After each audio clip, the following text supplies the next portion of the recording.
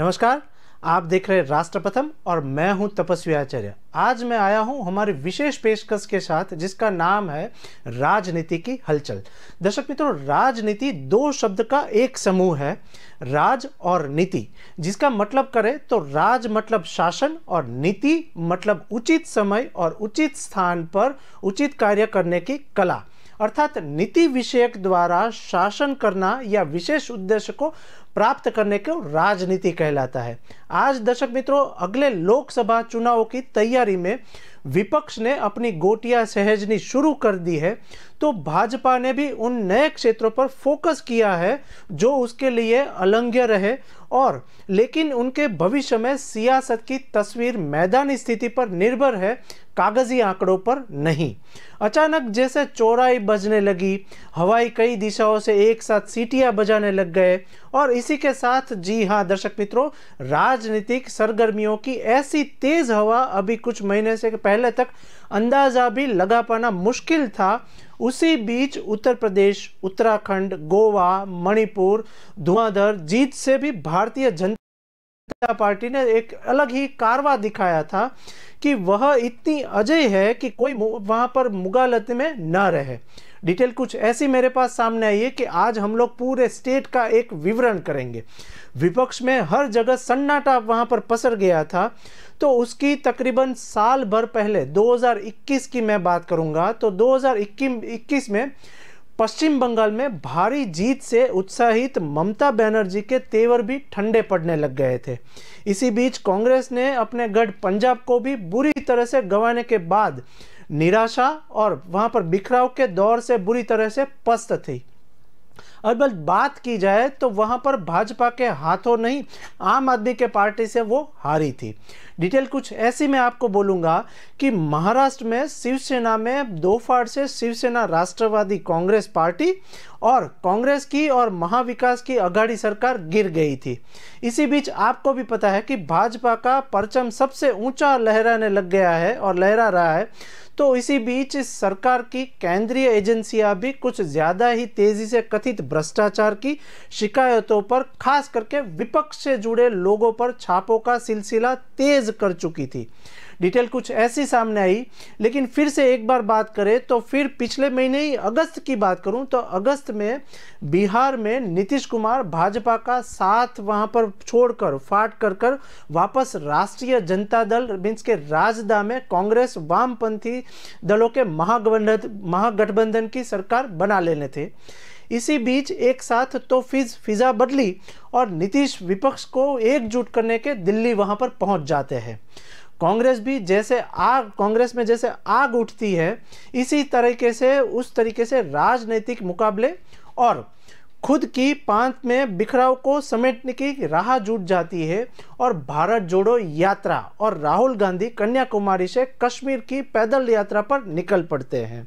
और शायद एक ही बात होगी कि शायद विश्वसनीयता साबित करने के लिए कुछ सिविल सोसाइटी संगठनों, छिटपुट जन आंदोलन वाली सक्रिय लोगों को भी जुटा लेते हैं शायद। तेलंगाना की बात करें तो तेलंगाना के मुख्यमंत्री तथा तेलंगाना के राष्ट्र समिति मीन्स के टीआरएस, उनका नाम छोटा सा ले तो टीआरएस के नेता के चंद्रशेखर राव तो इतने तेवर में आ जाते हैं कि भाजपा मुक्त भारत का नारा उछाल देते हैं। तो क्या वाकई कुछ ऐसी फिजा बदली है? सबसे बड़ा क्वेश्चन जो अभी वायरल हो रहा है कि वाकई बीजेपी के सामने क्या ऐसी कुछ फिजा बदली है कि विपक्ष के नेता अजय को लगती है कि भाजपा को चुनौती देने की ताकत का एक एहसास करने लग गए। ये सबसे बड़ा क्वेश्चन मार्क अभी जो वायरल होता है कि भाजपा को चुनौती देने की ताकत का एहसास करने लग गए हैं ये लोग। कहीं यार विपक्ष की वहाँ पर कहीं यहाँ पर एक बात करें तो विपक्ष के नेताओं में अपनी ताकत का नया एहसास या आत्मविश्वास के बदले अपनी सियासी वजूद को बचाए रखने की कवायद तो भर नहीं दे रहे। ये सबसे बड़ा क्वेश्चन मार्क अभी वहां पर सियासी मसले को चल रहा है। इसी बीच मैं एक बात करूं तो विपक्ष के उभरते चेहरे की मुझे अब बात करनी है कि विपक्ष के उभरते चेहरे की बात करें तो इधर नीतीश कुमार ने दिल्ली में अरविंद केजरीवाल से भी मुलाकात की थी। इन दिनों से जो कुछ भी बातचीत हुई है उसके बारे में मैं थोड़ी बहुत डिटेल आपको सुनाऊंगा और बात करेंगे कि जो स्टेटमेंट सामने आया हुआ है तो सवाल और भी काफ़ी कुछ है, मगर ज़रा गौर से अपन देखें कि देखिए तो विपक्ष में कौन सी ताकत ने फिलहाल ज़्यादा सक्रिय दिख रही है उसके बारे में हम लोग एक स्टेटमेंट लेंगे। तो सबसे पहले कांग्रेस के राहुल गांधी देश तो छोड़िए अपनी पार्टी में ही अपनी सियासी हैसियत साबित करने में जुड़े हुए हैं, तभी नीतीश कुमार हाल में भाजपा से दोबारा कट्टी कर आए और उन्होंने खुद को कुछ तो साबित करना ही नहीं है। और इसी बीच फिर उम्र भी उनकी 71 साल मीन्स 71 साल के वो अब हो चुके हैं, 71 साल पार करते रही है। तो अब अपनी सियासी महत्वाकांक्षा अगर कुछ है तो पूरा करने के लिए वक्त को बिता जा रहा है। डिटेल कुछ ऐसी यहाँ पर स्टेटमेंट सामने आया हुआ है कि यही हाल राकपा के शरद पवार का भी ऐसा ही कुछ हाल है, जिन्हें बुढ़ापे की उम्र में के साथ महाराष्ट्र में उस सरकार को जबरन गिरा देने के लिए उसी के साथ भाजपा के कथित ऑपरेशन लोटस का दंश भी साल वहाँ पर रहा होगा कि जिसके सूत्रधार थे वो वहाँ पर जो उनको जो है वो सूत्रधार माना जाता था। इसी बीच चंद्रशेखर राव को तेलंगाना में भाजपा की चुनौती से निपटने के लिए किसी बड़े अफसाने की दरकार हो सकती है, लेकिन क्या वो दरकार हो सकती है उसमें भी एक क्वेश्चन मार्क है। इसी तरीके से बंगाल की एक बात करें तो इसी तरीके से बंगाल में ममता बनर्जी भगवा दल की चुनौती से 2-4 है, तो वहीं और उत्तर प्रदेश में भी अखिलेश यादव, बिहार में तेजस्वी यादव, आम आदमी पार्टी के अरविंद केजरीवाल और सभी के आगे चुनौतियां भगवा दल की ही मानी जाती है और भगवा दल की ही है। अब बात करें कि क्या इन सब के भीतर सिर्फ अपनी सियासी बाजी की ही हरी करने के लिए या कुछ फितरत है। बात करें कि यह सबसे इन सब के भीतर सिर्फ अपनी सियासी बाजी ही हरी करने की कुछ फितरत है। क्या वे देश, संविधान, नागरिक अधिकारों, संवैधानिक संस्थाओं को बचाने की और लोगों के महंगाई की ओर या फिर बेरोजगारी की ओर या फिर बात करें कि अर्थव्यवस्था से निजात दिलाने की और बात करें तो ये सब लोग क्या कार्य कर रहे हैं, उनका कोई मायना है या नहीं है। ये सबसे बड़ा क्वेश्चन फिर से सोशल मीडिया में भी अभी वायरल हुआ है कि इनका कोई मायना है, ये सभी जो विरोध पक्ष के दल है, विरोध पक्ष के नेता है, तो उनका मायना क्या है। अब मैं एक बात करूं तो आइए मैं आपको सबसे पहले आगे कुछ सियासी मसलों के बारे में बात करें तो आइए मैं सबसे पहले आपको नीतीश कुमार का एक भाषण सुनाता हूं जिसमें वो सबको साथ लेकर भाजपा पर टूट पड़ने की बात करते हैं। तो पहले सबसे पहले मैं नीतीश कुमार का एक आपको वीडियो सुनाता हूं। जिसे चरण स्पर्श करते हुए फिर इनको हम कहेंगे कि जरा यहां आपके साथ कितने लोग आए हुए, अब आगे भी ज्यादा से ज्यादा पार्टियों को जोड़ने में लगिए। अब क्या समझते हैं कि कहीं कोई पार्टी ऐसा हो सकता है, कहीं आप समझ सकते हैं कि बिना सीपीआई सीपीएम के माले के कोई बात होगा। सब तरह के लोगों का, अन्य जो पार्टियां हैं विभिन्न राज्यों में, और हम तो भाई आग्रह करेंगे, मेरा बतवा तो नहीं है, सुनिएगा आप लोग, हम तो कहेंगे कि और अधिक से अधिक पार्टियां, इवन कांग्रेस पार्टी से भी हम लोगों ने अनुरोध किया है, और सब लोग ज्यादा से ज्यादा लोग एकजुट हो जाएंगे तो आप समझ लीजिए कि 2024 में जो लोकसभा का चुनाव है उसमें वो जीतने का तो सवाल ही नहीं है, बुरी तरह हारेंगे और इनका राज नहीं रहेगा। एकजुट होना बहुत जरूरी है, तो उसमें सब को देख रहे हैं कि अब इसके लिए कुछ दिन के बाद ये बहुत अच्छा होगा। और अब मेरे बारे में तो हम आपको बार बार बोल रहे हैं, हमारा निजी कोई चॉइस नहीं, हमारा बस एक ही चॉइस है कि सब मिल करके अधिक से अधिक एकजुट हो जाएंगे तो अपने देश के हित में वो काम होगा। चुना जाएगा, आपस में बात करके चुना लेंगे, किसी को कोई दिक्कत नहीं, कोई दिक्कत नहीं। नीतीश जी मैंने हमको नहीं चाहिए, अन्य जो भी चाहेंगे उसमें देख लिया जाएगा, कर लिया जाएगा। हमारी बातचीत उनसे भी हो रही है और सब जो बात कर रहे हैं उन लोगों से भी हमारी बातचीत हुई है, बातचीत आगे भी होगी। और अभी तो कई लोगों से बात हो ही गई है, आगे भी कुछ और लोगों से सब कुछ हो जाएगा और तब जब जरूरत पड़ेगी तो एक साथ। तो दर्शक मित्रों, देखा नीतीश कुमार सभी जो भी विरोध दल है या विरोध पक्ष के नेता है उनको एकजुट करके भाजपा के सामने खड़े करने की बात कर रहे हैं। अब हम दूसरे स्टेट की बात करें या फिर बंगाल की बात करें या ममता बनर्जी की बात करें तो वहां पर ममता बनर्जी के एक नए राज में भाजपा इकाई अंकों पर शायद सिमट सकती है। तो हकीकत तो यही है कि इन सभी समस्याओं से देश अभी जूझ रहा है। यही नहीं, मौजूदा सियासी आख्यान से समाज में नफरत, फिर विघटन की प्रचुर मिसालें डरावनी बनती जा रही है। इनके आंकड़ों और घटनाक्रम तथा मुख्यधारा के अधिकांश मीडिया और सोशल मीडिया पर अफसानों की एक भरमार है। डिटेल कुछ ऐसी है कि सोशल मीडिया पे आंकड़ों की एक भरमार लगी है, लेकिन ये पंक्तियां सिर्फ सियासी मसलों तक ही सीमित है। इसलिए प्रधानमंत्री नरेंद्र मोदी और केंद्रीय गृह मंत्री अमित शाह की अगुवाई में भाजपा के राजनैतिक सफर पर और विपक्ष से मिलने वाली चुनौतियों पर ही एक फोकस है। वैसे इतिहास तो यही है कि सत्ता जब सबसे मजबूत दिखाई देने लगे, बल्कि उसका इंतजार भी बेखौफ करने लगे, तो इसकी चुनौतियों पर भी बरस कुछ ऐसे तीखे अंदाज में उभरने लगती है कि वहाँ पर दुनिया में इसकी मिसालें कई हैं, लेकिन इस और भारत में भी इसकी मिसाल कई बार दिखी है।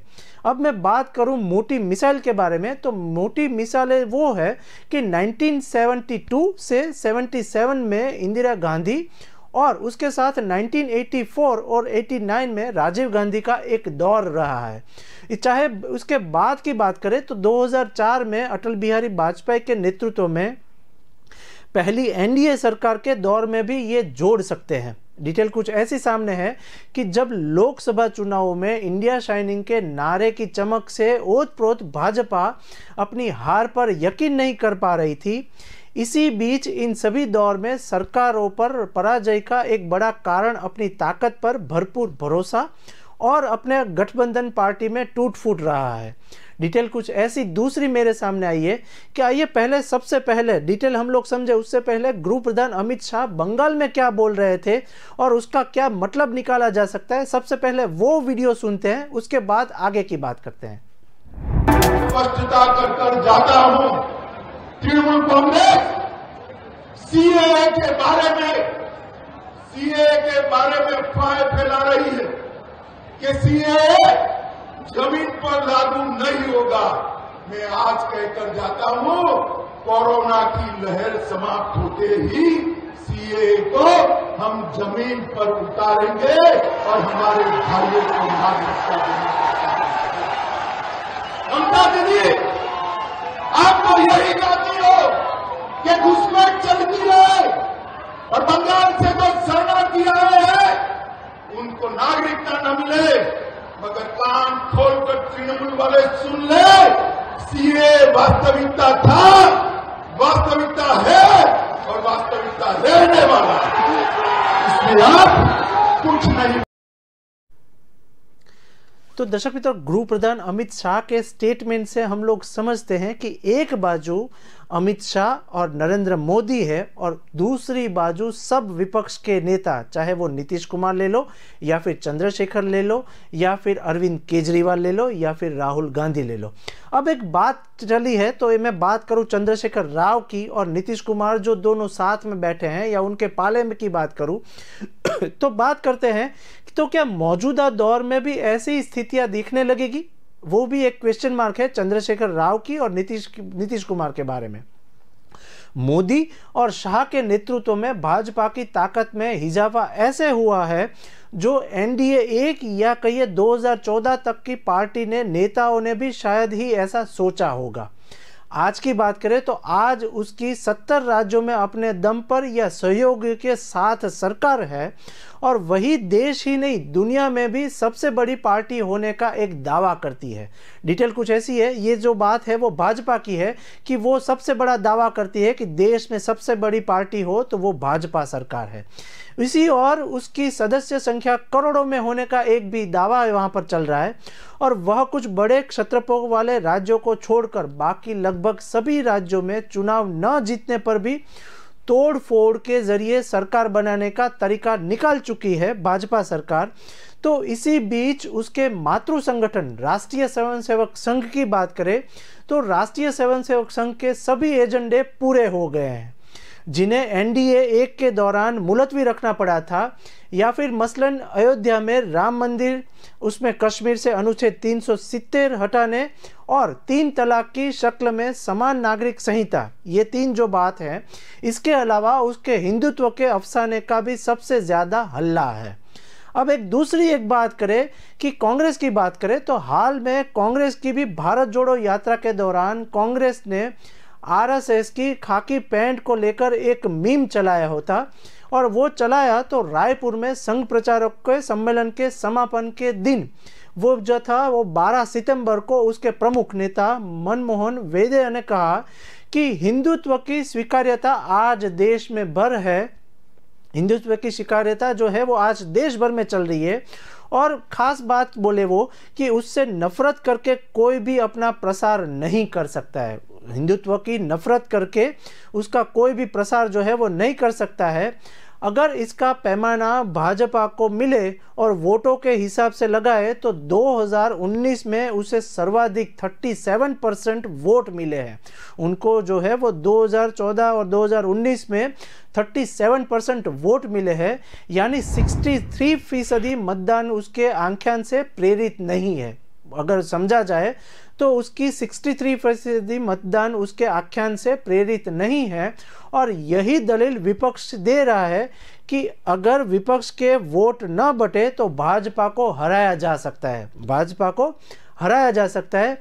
अब एक बात करें कि अब मैं आपको चंद्रशेखर राव क्या कहते हैं बीजेपी के बारे में, वो पहले सुनाता हूं, और फिर दूसरे स्टेट में देखेंगे कि भाजपा की क्या हालत है। देखिए ऐसा है, नहीं सिंपल बात है, मैंने साफ कह दिया कि आप होशियार है, मैं आपसे भी होशियार हूँ, मैंने कह दिया है, कहिएगा वही भैया मैंने प्लीज मैंने बता दिया है। तो दर्शक मित्रों, अब थोड़ी बहुत हम लोग नज़र घुमाए महाराष्ट्र की ओर, क्योंकि वहाँ पर भी सेम प्रोसीजर चल रही है कि इलेक्शन का माहौल है, और महाराष्ट्र के शरद पवार के साथ सौजन्य मुलाकात भी वहाँ पर विपक्ष के नेता ने की है। तो एक बार वो हम लोग कुछ देखें तो आंकड़े हालांकि कागज़ों पर ही शोभा देते हैं, और या फिर शोभा देते हैं, और विपक्ष को एकजुट करना इतना ही आसान होता तो 2019 में भाजपा की सीटें बढ़ ही नहीं गई होती। ये एक क्वेश्चन मार्क भी है, और समझने वाली भी बात है कि कागजों पर भी सिर्फ हम आंकड़ा देखें तो विपक्ष को एकजुट करना इतना ही आसान होता तो 2019 में भाजपा की सीटें बढ़ नहीं गई होती। लेकिन यह भी सही है कि हर चुनाव एक जैसा नहीं होता है, और हर वक्त विपक्ष की पार्टियों की सोच एक जैसी नहीं हो सकती। यानी संभव है कि भाजपा की अकूट वहाँ पर ताकत और विस्तार की नीयत को देखकर विपक्ष पार्टियों की रणनीति में कुछ बदलाव आए। अब वो बदलाव क्या है उसके बारे में थोड़ी बहुत डिटेल समझे तो यही जो संकेत है वो कम से कम नीतीश कुमार और कई नेता एक दूसरे से अपने तमाम गिले शिकवे को बावजूद दे और उसके साथ ही तो क्या 2024 में कुछ और रंग देखने को मिलेगा कि वहाँ पर जो केंद्र में भाजपा की सरकार है उससे कोई दूसरा आएगा या कोई दूसरे वहाँ पर सियासी मसले होंगे। उसके बारे में थोड़ी बहुत जानकारी ले हम तो जहाँ तक भाजपा के मौजूदा नेतृत्व से या उसके अपने पालों में असंतोष का एक सबसे बड़ा सवाल चल रहा है तो उसके वहाँ पर हाल में पार्टी के संसदीय बोर्ड के गठन में कुछ हद तक वहाँ पर वो दिखा जा रहा है और दिखा भी है। नितिन गडकरी और मध्य प्रदेश के मुख्यमंत्री शिवराज सिंह की बात करिए तो वहाँ पर प्रदेश के मुख्यमंत्री शिवराज सिंह चौहान जैसे नेताओं की छुट्टी से यह क्यास लगाया जाने लगा था कि वहीं पर कोई असंतोष खरबदा वहाँ पर कुछ असंतोष का मामला चल रहा है। लेकिन गडकरी ने ऐसी किसी आशंकाओं को खारिज कर दिया और वहीं पर शिवराज सिंह चौहान ने तो हाल वहां पर प्रधानमंत्री मोदी की खूब प्रशंसा भी की है। अब क्यों प्रशंसा की है प्रधानमंत्री की शिवराज सिंह ने, तो इस बात पर थोड़ी डिटेल समझे तो जिसे विपक्षी दलों ने सत्ता में बने रहने की उनकी ख्वाहिश को जोड़ के रख दिया है। लेकिन राजनीति में कभी कुछ निश्चित तौर पर कहना जल्दबाजी कहलाता है। इसी बीच इसकी उलट जहां तक सहयोगी दलों की बात करें या सहयोगी मामलों की बात करें तो वहीं पर बिहार में जनता दल यूनाइटेड के वहां पर एनडीए से निकल जाने के बाद ही उसके पास कोई बड़ा और अहमियत रखने वाला सहयोगी दल अब नहीं बचा है। डिटेल जो सहयोगी दल की मैं बात करूं तो उसके पहले वह शिवसेना और अकाली दल से सबसे पुराने साथियों को गंवा चुका है और अलबत्ता भाजपा यही कह सकती है कि शिवसेना का टूटा बड़ा जो भी धड़ा जो भी उसके पास है, जिसके बूते पर महाराष्ट्र में सरकार अभी चल रही है, इसी में महाराष्ट्र सरकार की लगभग ऐसे ही हालत 2004 में होने लग गई थी जब एनडीए के एकाधिकार सहयोगी उसे छोड़कर चले गए थे। डिटेल कुछ वहां पर 2004 में भी ऐसी ही थी। उसके बाद मैं बात करूं कांग्रेस में इमरजेंसी के दौरान वहां पर जगजीवन राम ने टूटकर सीएफडी बना ली थी और चंद्रशेखर जैसे कई टूट गए थे। डिटेल 1987 की मैं यहां पर याद दिलाऊं तो 1987 में भी राजीव गांधी के दौरे में भी वीपी सिंह का टूटना और सरकार की हार का एक सबसे बड़ा कारण बना था।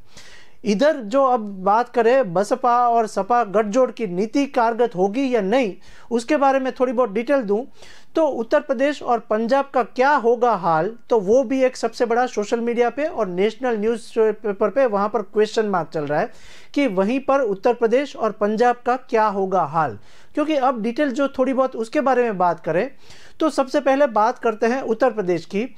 तो उत्तर प्रदेश में उसे पिछली बार करीब 10 सीटों का एक घाटा हो गया था जो सभी बसपा सपा और गठजोड़ की वजह से बसपा को वहां पर खाते में चली गई थी, ये बात सबको पता है।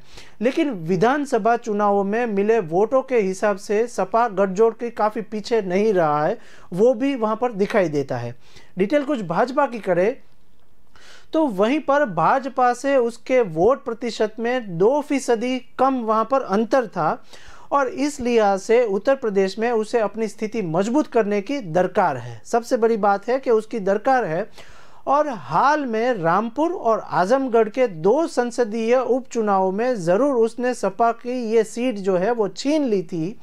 मगर सबसे बड़ी बात करूं यहाँ पर, मगर जैसे कि हाल ही में अखिलेश ने ऐसा कहा कि उसमें अखिलेश ने कहा कि भाजपा अक्सरों और चुनाव और आयोग की मदद से यहाँ पर सीट जीत गई है, क्योंकि वहाँ पर ऑफिसर के लिए और ऑफिसरों के साथ मिला के और आयोग की मदद से वहाँ पर सीट उसने जीत ली है भाजपा ने।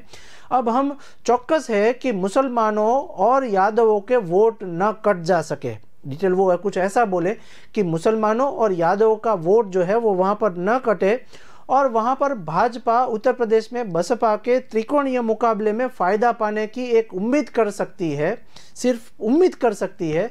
लेकिन बहुत सारे किंतु परंतु वहां पर फिर भी अभी अड़े हुए हैं, बहुत सारे किंतु परंतु वहां पर अड़े हुए हैं। इसलिए भाजपा के लिए वहां पर उत्तर प्रदेश पर फोकस बहुत ज़रूरी हो गया है। वहां पर उत्तर प्रदेश में अभी भाजपा का फोकस बहुत ही ज़रूरी हो गया है। इधर अखिलेश को भी बात करें कि अखिलेश को भी चुनौती का अंदाज़ा आ गया है, थोड़ा बहुत अखिलेश को चुनौती का अंदाज़ा आ गया है। जैसा कि वहाँ पर कथित तौर पर नीतीश की हल्के में वहाँ पर कहा कि हिंदी प्रदेशों में कमज़ोर पड़ते ही भाजपा 50 सीटों पर आ जाएगी। भाजपा वहाँ पर हिंदी बेल्ट में वहाँ पर 50 सीटों पर आ जाएगी। इसी बीच एक आने जाने से पहले मैं आपको एक लालू प्रसाद यादव के बेटे तेजस्वी यादव जो है वो भाजपा के बारे में क्या बोल रहे हैं और दूसरे गठजोड़ के बारे में क्या बोल रहे हैं, वो एक सबसे पहले मेरे पास एक वीडियो है वो मैं दिखाता हूं और फिर बात करेंगे पंजाब की। और उनको बधाई भी देना चाहते हैं कि दोबारा बाई इलेक्शन चुन करके आए। देखो भैया, आप सब लोगों से कहना चाहते हैं, लालू जी कभी झुके नहीं इन सांप्रदायिक शक्तियों के आगे, इन शक्तियों के आगे उनका ये जवान बेटा भी झुकने को तैयार नहीं है। आपसे इतना ही कहना चाहते हैं, जो लड़ाई आप लोग लड़ रहे हैं, डरना मत, क्योंकि जो डरेगा वो मरेगा, जो लड़ेगा वो जीतेगा। आज किसान मुद्दे पे बात नहीं करेंगे, किसानों पे बात नहीं करेंगे, बेरोजगारी पे बात नहीं करेंगे, महंगाई पे बात नहीं करेंगे। जो असल मुद्दे हैं बात करेंगे किसकी? मुसलमान, हिंदू, मंदिर, मस्जिद, पाकिस्तान, कश्मीर। आप बताइए, किसानों का आय दुगुना करने चले थे, हर साल नौजवानों को 2 करोड़ रोजगार देना चाहते थे। आज देख लीजिए, जो हमारे जवान जो सेलेक्ट हो गए थे, मेडिकल वगैरह सब हो गया था, बस ज्वाइनिंग लेटर मिलना था। एक इन लोगों ने कानून ला करके सभी लोगों के ख्वाहिशों के अरमानों को उन्होंने ध्वस्त करने का काम किया। किसी से ये छुपा नहीं है। 4 साल क्या चल रहा था भाई? तो इसलिए हम ज्यादा कुछ नहीं कहना चाहते, अभी समय कम है, आगे और भी जाना है। लेकिन हम आदरणीय बिहार के मुख्यमंत्री श्री नीतीश कुमार जी के साथ यहां आए हैं और हम आदरणीय नीतीश कुमार जी को तहे दिल से धन्यवाद देते हैं कि इन्होंने जो हथौड़ा मारा है, जो आखिरी हथौड़ा मारा है, उसके बाद भाजपा उठने वाली नहीं है। अरे एनडीए कहां बची? एनडीए कहां रह गया? बादल जी एनडीए में थे, मुख्यमंत्री जी नीतीश कुमार जी एनडीए में थे, और भी कई साथी जो शिवसेना एनडीए में थी। एक एक कर सभी लोग भाग चले, क्योंकि क्या माहौल है? क्योंकि यहां बैठा हर एक शख्स देश के संविधान को, देश के लोकतंत्र को बचाना चाहता है। देश को जो ये बेचना चाहते हैं, क्या क्या नहीं बेच दिया? बेचा कि नहीं बेचा? रेलवे बेच दिया, जहाज बेच दिया, इंडियन ऑयल बेच दिया, किसानों का जमीन चले थे बेचने। आज माननीय मुख्यमंत्री जी का दिल्ली दौरा है और 2-3 दिनों तक जो है दिल्ली में कई जो नेता हैं उनसे वो मुलाकात करेंगे। और आप लोग जान ही रहे हैं, जो हमारे महागठबंधन के साथी हैं, चाहे कांग्रेस पार्टी हो, लेफ्ट के तीनों दल हो, सीपीआई हो, सीपीएम हो या सीपीआईएमएल हो, इन सभी के नेताओं से आदरणीय नीतीश कुमार जी मुलाकात करेंगे। आदरणीय नीतीश कुमार जी ने स्पष्ट रूप से साफ ये कहा है कि भाई, और ललन सिंह जी ने भी जो राष्ट्रीय अध्यक्ष जदयू के हैं, साफ तौर पे कहा है कि नीतीश जी का एकमात्र अभी लक्ष्य है कि सभी जितने विपक्ष के दल हैं देश भर में, सबको एकजुट करना है। और ये भी स्पष्ट बताया है कि भाई कोई प्रधानमंत्री के उम्मीदवार नहीं। तो दर्शक मित्रों, आपने सुना कि इधर तेजस्वी यादव भी बोल रहे हैं कि सबको एकजुट करना है और एकजुट रह के बीजेपी को सामने दिखाना है। अब बात करनी है मुझे लास्ट में पंजाब की और साथ में कांग्रेस की। तो पंजाब में कांग्रेस में, खास करके पंजाब में कांग्रेस में विधानसभा चुनाव के दौरान और उसके बाद भारी टूट फूट से भाजपा को पहली दफ़ा काफ़ी उम्मीद दिखने लगी है। तो सितंबर 2021 में कैप्टन अमरिंदर सिंह को मुख्यमंत्री पद से हटाए जाने के बाद, जो उनके हटाए जाने के बाद की बात करें तो उसके बाद कुछ कमज़ोर पड़ी कांग्रेस के लिए पहले अपनी बिखरते कुनबे को 2024 तक समेट रखना एक बड़ी चुनौती भी दिखी जा रही है और चुनौती भी है। अब कैप्टन अमरिंदर अपनी पार्टी पंजाब लोक कांग्रेस का भाजपा में विलय करने की तैयारी में है। तो भाजपा में शामिल हुए कांग्रेस के पूर्व प्रदेश अध्यक्ष सुनील जाखड़ समेत 5 पूर्व कैबिनेट मंत्रियों, बात करें तो 5 पूर्व कैबिनेट मंत्रियों जिसका नाम लिया जाए तो बलबीर सिद्धू, राणा गुरमीत सोढी, गुरप्रीत कागड़, श्याम सुंदर अरोड़ा और राजकुमार वेका और साथ ही में पूर्व विधायक फतेह बाजवा भाजपा के नए संगठन में अहम जिम्मेदारियों के साथ लोकसभा के उम्मीदवार की सूची में शामिल हो सकते हैं। इसी बीच संगरूर लोकसभा वहां पर उपचुनाव में भी भाजपा ने पुराने किसी भाजपा के बजाय उपचुनाव से चंद दिन पहले, कुछ ही दिनों पहले कांग्रेस छोड़कर आए पूर्व विधायक केवल सिंह ढिल्लों पर दाव खेल लिया। भाजपा ने वहां पर केवल सिंह ढिल्लों पर दाव खेल लिया। इसी बीच वहां यह गणित है कि पिछली बार संसदीय चुनाव में जीते और दूसरे नंबर पर है कांग्रेसियों और अकालियों को भाजपा के टिकट पर उतारा जाए। और साथ ही में राज्य में भले 13 सीट है मगर दूसरी जगहों पर संभवित नुकसान की भरपाई के लिए एक अहम है। अब बात करें और हम लोग वहाँ पर एक नतीजे पर उतरे तो अब अंत में एक बात तो तय है और एक बात मैं करूं तो कागजों के आंकड़े में मैदानी और मौके की सच्चाइयों के आगे शायद ही कोई टिका हुआ है या फिर टिके हैं। तो 2019 में भी पुलवामा हादसे के बाद हालात बदले थे। यहाँ पर पुलवामा की मैं बात करूँगा कि पुलवामा हादसे के बाद वहाँ पर हालत बदले थे, लेकिन आंकड़े भाजपा की सीटें घटने की गवाही दे रहे थे। इसी बीच नतीजा आए तो शायद भाजपा के नेता भी चौंक गए थे। उसी बीच नतीजा आया तो भाजपा के नेता भी चौंक गए थे। इसी बीच बात करें विपक्ष की तो विपक्ष अगर ज़्यादातर सीटों पर दो तरफा मुकाबला तय कर लेता है, वहाँ पर विपक्ष की बात करूँ मैं तो विपक्ष अगर ज़्यादातर सीटों पर दो तरफा मुकाबला तय कर लेता है और ऐसा फॉर्मूला बन जाता है कि जहाँ जो मजबूत है वही लड़े तो तस्वीर बदल भी सकती है, वहाँ पर तस्वीर भी बदल सकती है। अब देखा जाए आगे क्या होता है और देश की सियासत जो है वो किस दिशा में जाती है। हम लोग कुछ ना कुछ नज़र रखेंगे और वहाँ पर कौन से नेता क्या बोल रहे हैं वो भी आपको दिखाते रहेंगे। नमस्कार।